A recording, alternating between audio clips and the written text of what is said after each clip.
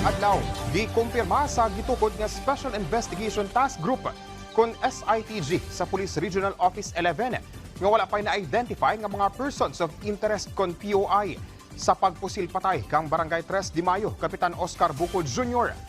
Sukuhay kini sa mga mikatag nga impormasyon online.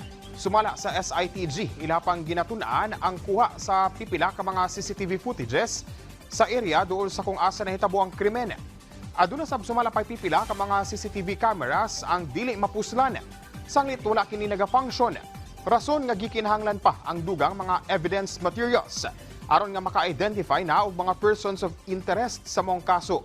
Samtang giklaro sab sa Special Investigation Task Group nga 2 million pesos pa lamang ang gikumpirma ngadto kanila nga reward money sa makatudlo sa mastermind ug sa mismong nipusil patay kang Kap Bukol Jr.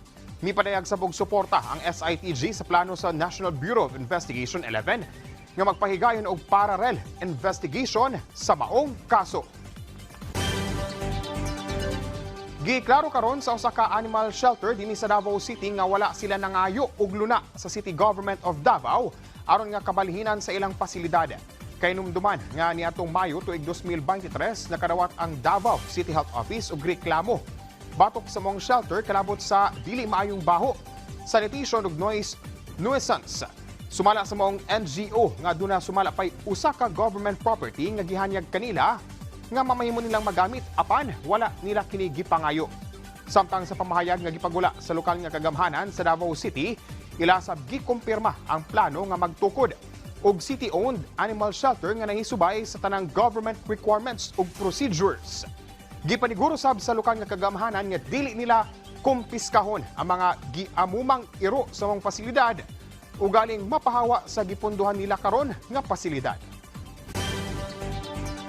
Ug mo kadto mga nagunang balita dinhi sa PTV Davao. Ako si Jay Lagang para sa Pambansang TV sa Bagong Pilipinas.